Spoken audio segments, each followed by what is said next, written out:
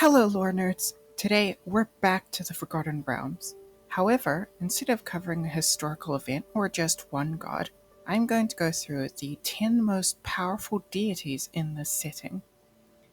This is, of course, through my own research, so if you think I missed something, let me know in the comments. So, how will I go about doing this, determining the power of deities?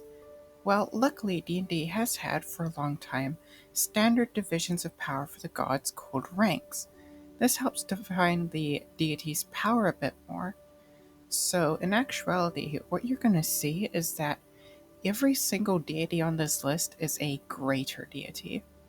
I will also use general feats and statements and things from the gods' history to help define roughly how powerful they are in relation to each other, which is kind of difficult.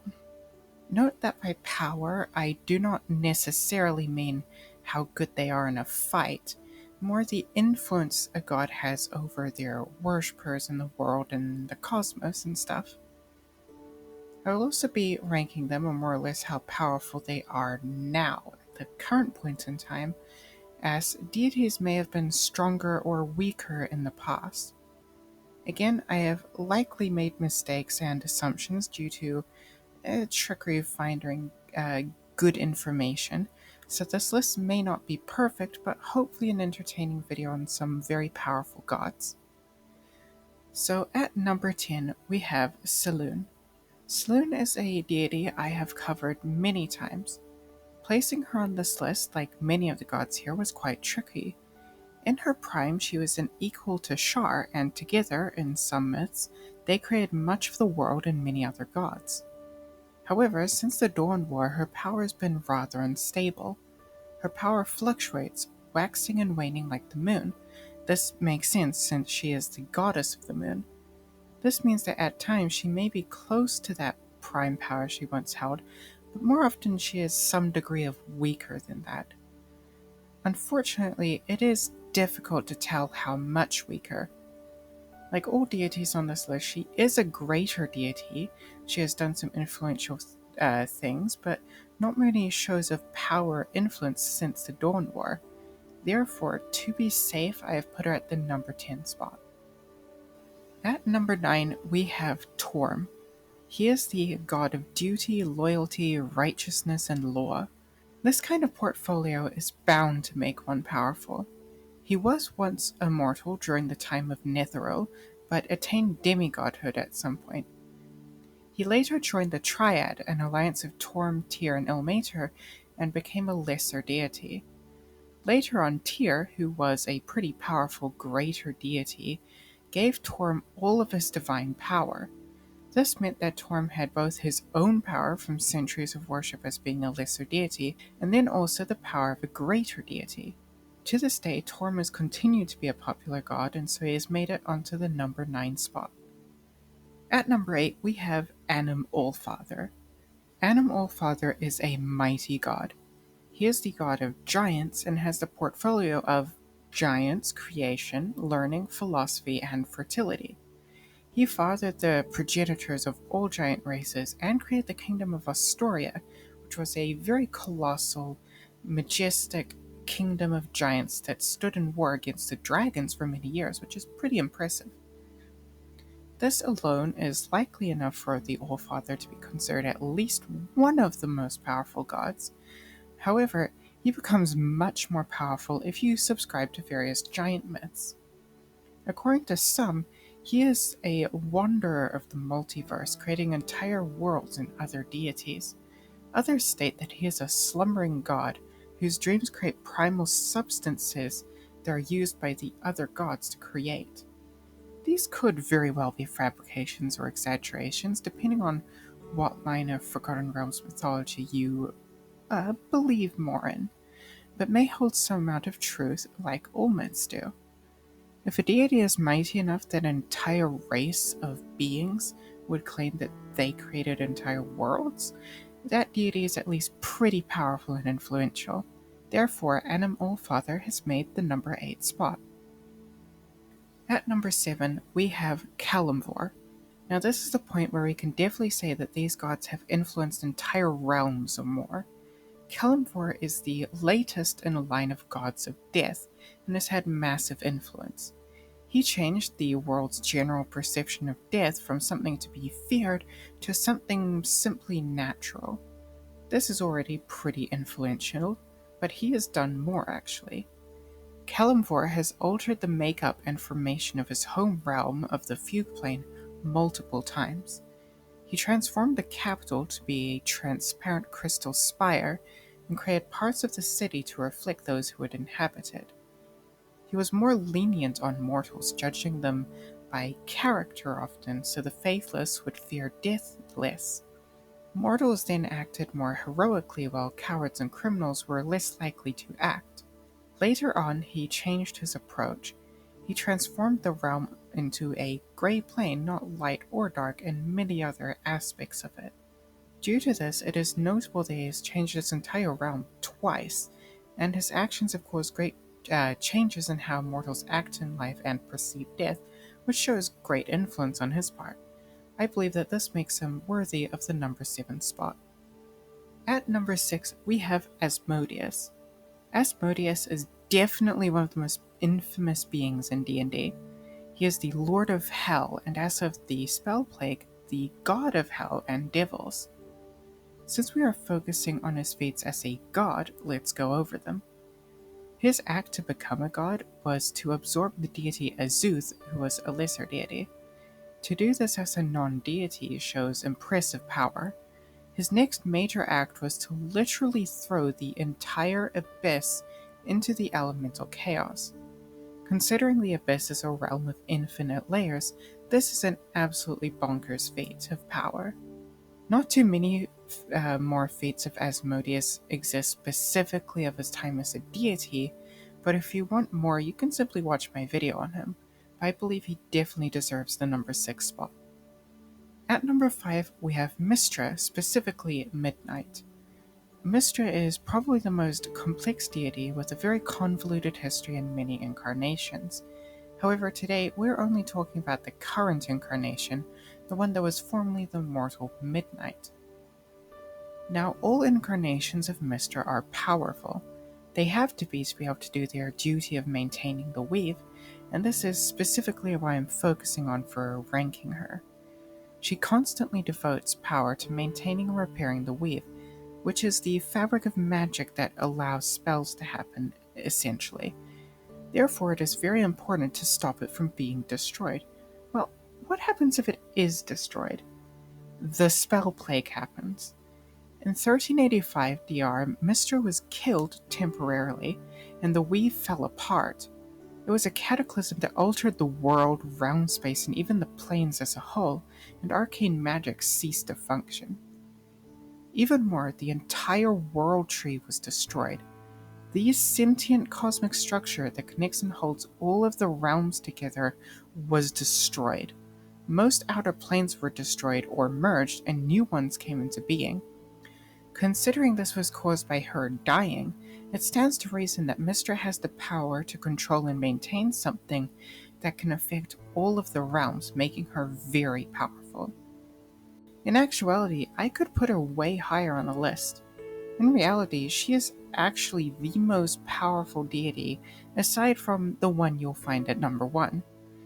The reason I have her at number 5 is because half of her power is split between her chosen and the god Azuth. It was planned that this would be so that she wouldn't simply rule all of realm space. So, on a technicality of not having all of her power, she has the number 5 spot. At number 4, I have Asgorath. Asgorath is the dragon god of creation, the supreme deity of the draconic pantheon. He is the creator of all dragons. Now, how powerful are they? According to draconic myths, which may be exaggerated, Asgorath created the entire multiverse. They also explain that Asgorath can see the future and knows every spell in existence. This would fairly easily probably put Asgorath at the number 1 or 2 spot.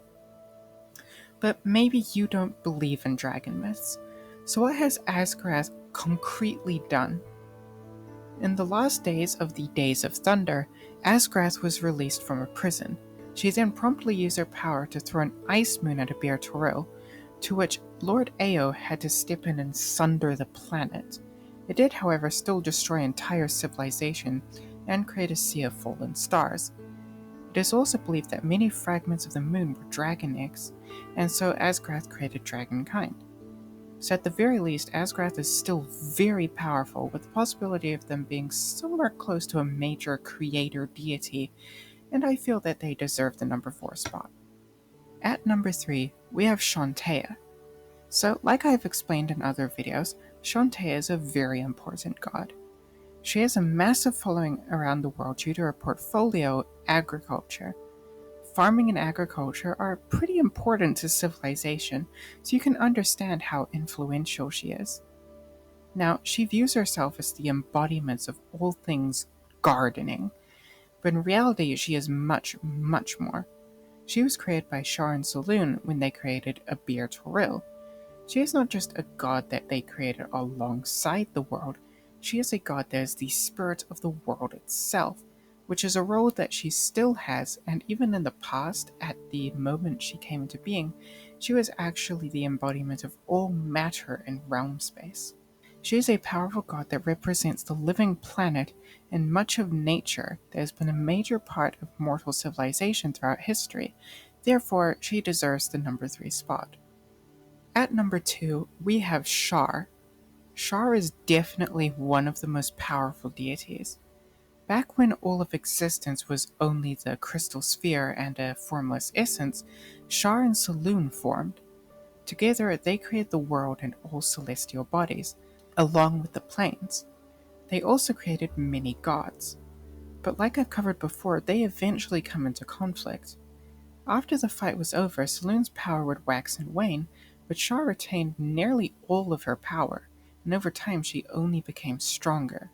Much later, during the spell plague which she is responsible for, she merged the negative energy plane and the plane of shadow to create the Shadowfell, which she rules over. Her ability to create, alter, and destroy is nearly unmatched, and so she has the number 2 spot. At number 1 is Lord Ao. Many of you have seen this coming. There is only one being that could claim this spot, the Overgod, the Hidden One, Lord Ao. You see, every other god on this list is a greater deity, a being of colossal power and influence worshipped by millions. Ao is above that. Ao is an overgod. Overgods are beyond normal rankings of deities and concepts like alignment. They have control over entire crystal spheres and all gods within it, often acting as observers. Lord Ao is the only confirmed one, although there are a handful of others that are suspected, but maybe we can cover them another time. Lord Ao has a few appearances, but each is very impactful.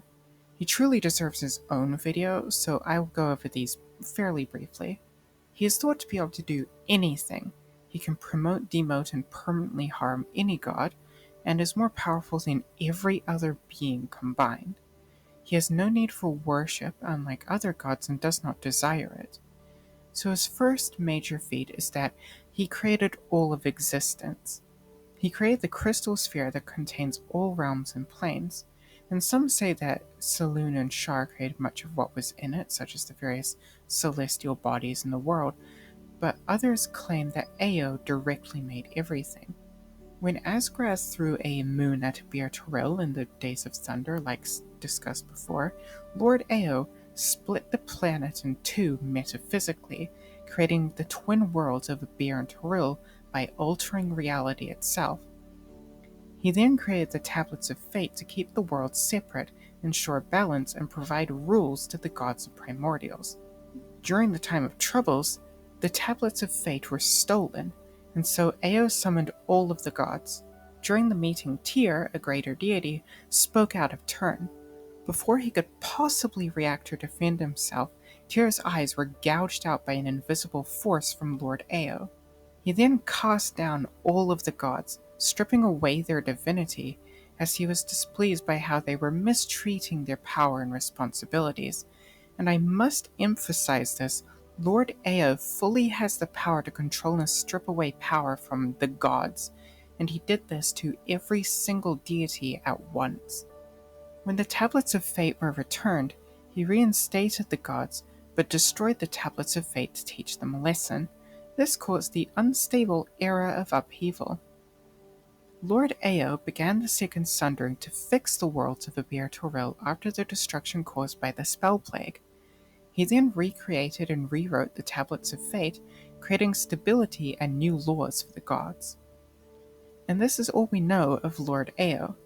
He only steps in for major events, and everything he has done has been incredibly impactful.